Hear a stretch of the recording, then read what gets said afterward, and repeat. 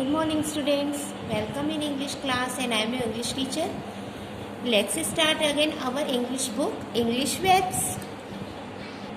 So students, open the page number 15. The chapter is Punishment of the Moon.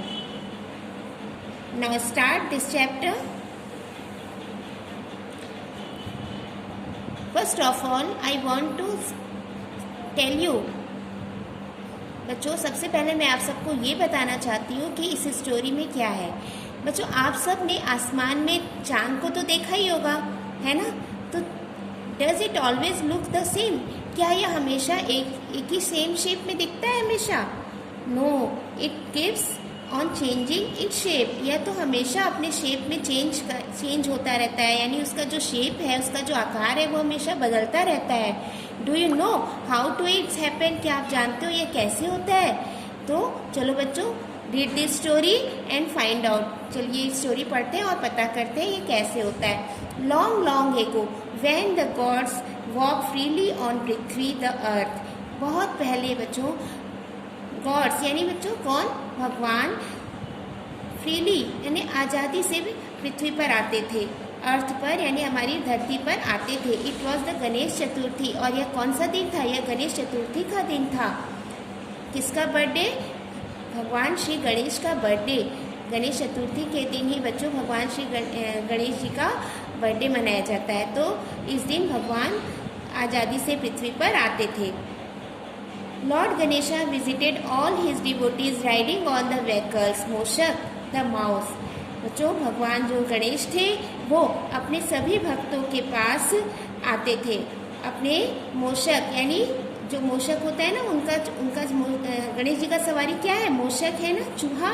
तो अपने सवारी पर सवार होकर वह सभी भक्तों के घर आते थे। Ganesha's devotees welcomed him whole heartedly and offered him different sweets. Ganesha मतलब बच्चों गणेश जी का जो उनके भक्त लोग थे वे सब गणेश जी का वेलकम करते थे और होल हार्टेडली मीन्स जी जान से उनका स्वागत करते थे। और उनके स्वागत में वे तरह तरह की मिठाइयाँ बनाते थे। Each sweet was more delicious than the other. और प्रत्येक मिठाई एक दूसरे से और अधिक स्वादिष्ट होती थी। Lord Ganesha enjoyed his favourite modak laddoos most of all. लेकिन लॉर्ड गणेशा सब मिठाइयों में सबसे ज़्यादा मोदक को पसंद करते थे। मोदक यानी बच्चों लड्डू। गणेश जी का प्रिय मीठा क्या है? लड्डू है। He ate them to his fill. और वह उसे मतलब उसे अपनी इच्छा से खाते थे और पूरे भर पेट खाते थे। Thus evening came। इस प्रकार शाम हो गई। But Ganesha's continue to accept the offering. लेकिन जो गणेश भगवान थे वो कंटिन्यू यानी लगातार सबके ऑफर को स्वीकार कर रहे थे। यानी जो जो भक्त उन्हें अपने यहाँ बुलाते थे उनके यहाँ वह चले जाते थे। The moon shown brightly that night. जो चंद्रमा था वो अपनी चरमोत्कर्ष पर था, यानी उसकी जो रोशनी थी बहुत ही ब्राइटली चारों तरफ खूब चमकदार होकर चमक रही थी। At last Ganesha was ready to leave for home. तब अंत में गणेश जी घर जाने के लिए फिर तैयार होते हैं। Mushak found it difficult to carry Ganesha who had become heavier after eating so many sweets. Mushak यानी बच्चों चूहे के लिए उन्हें ले जाना बड़ा ही कठिन हो गया था। क्यों? क्योंकि गणेश जी ने बहुत सारी मिठाइयाँ, बहुत सारे स्वीट्स खा लिए थे तो वो और भी हैवियर हो गए थे, यानी उनका जो बॉडी वेट था वह और भी बढ़ गया था। Suddenly Mushak stopped. अचानक से मूषक रुक जाता है। There was a snake on his way. उसके रास्ते में अचानक से एक सांप आ जाता है। The scared Mushak ran for his life. बच्चों फिर जो मूषक रहता है वह अपनी लाइफ यानी अपने जीवन को बचाने के लिए उस सांप के डर से टॉपलिंग गणेश जी को गिरा देता है वहीं पर, है ना। और Ganesh Chandra the moon was watching all of from behind the clouds. और जो ये सब जो हो रहा था ये चंद्र यानी चांद जो है वह बादलों के पीछे से ये सब कुछ देख रहे थे। ही ब्रस्ट इनटू पील ऑफ लॉफर। और वह एक होता है ना हंसी की फुहार, उनके मुंह से एक बहुत बड़े ठाके के रूप में हंसी निकल जाती है। क्या देखकर कि मूषक जो है गणेश जी को गिराते हुए आगे बढ़ जाता है।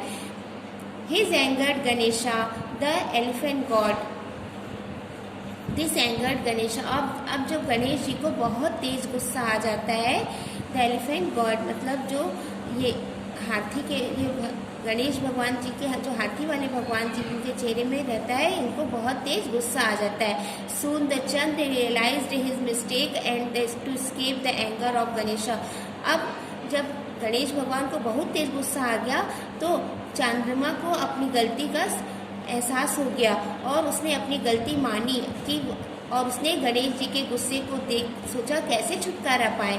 ही रैन फ्रॉम हिज लाइफ, और उसे लगा कि अब मुझे अपने जीवन की रक्षा करनी चाहिए। गणेश जी का गुस्सा इतना ज़्यादा था कि उसे लगा कि मैं कैसे गणेश जी के गुस्से से बचूंगा। Ganesha followed him up the his house, और गणेश भगवान उसे अपने घर की तरफ चलने के लिए कहते हैं।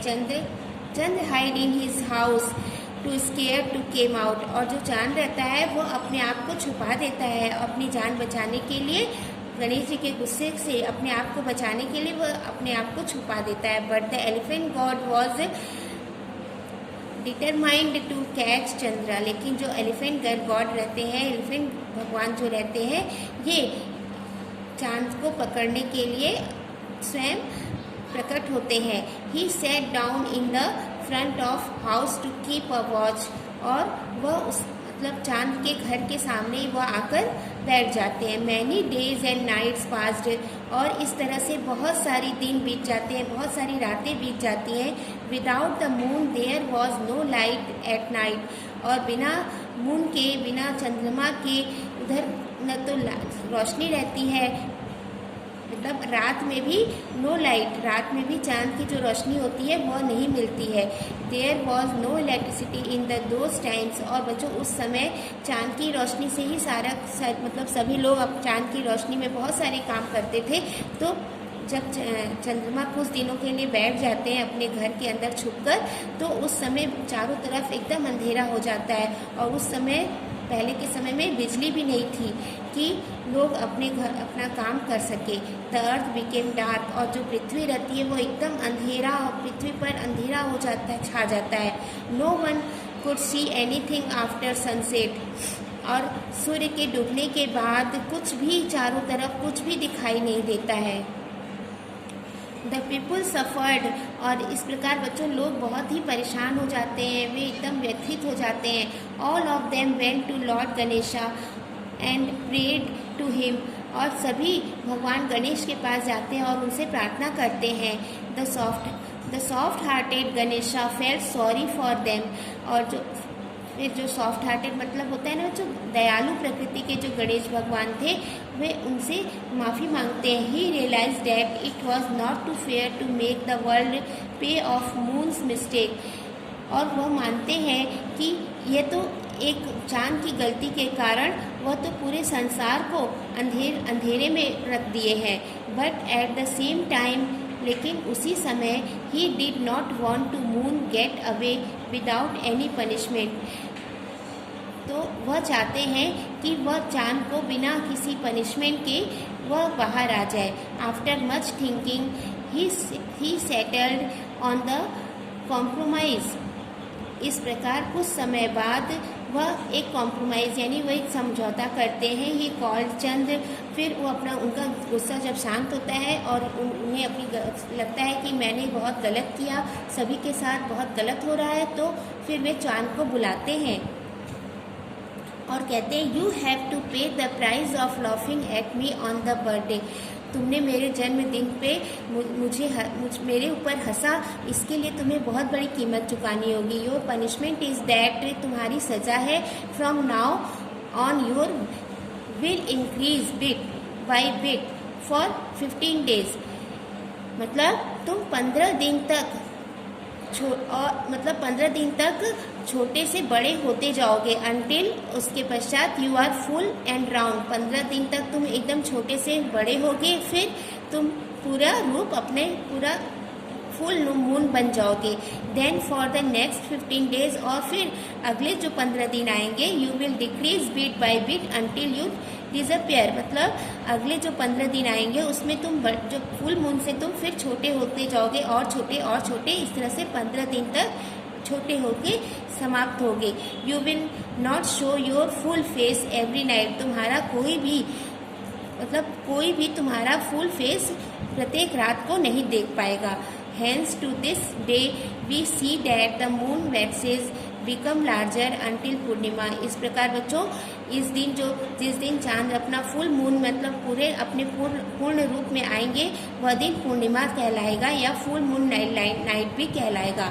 After that the moon starts waning, और इसके बाद चंद्रमा जो है छोटे होते जाएंगे, becoming smaller until Amavasya no moon light. मतलब जब 15 दिन में जब छोटे होते जब जिस दिन चांद एकदम नहीं दिखाई देंगे उस दिन वह दिन अमावस्या का दिन कहलाएगा, जिसे हम इंग्लिश में नो मून नाइट भी कहते हैं। तो देखा बच्चों, इस स्टोरी के थ्रू आप सब ने जाना कि चांद किस प्रकार 15 दिन छोटे से बड़ा और फिर बड़े से छोटा होता है और वह दिन कैसे पूर्णिमा और अमावस्या के रूप में परिवर्तित होता है। थैंक यू बच्चों।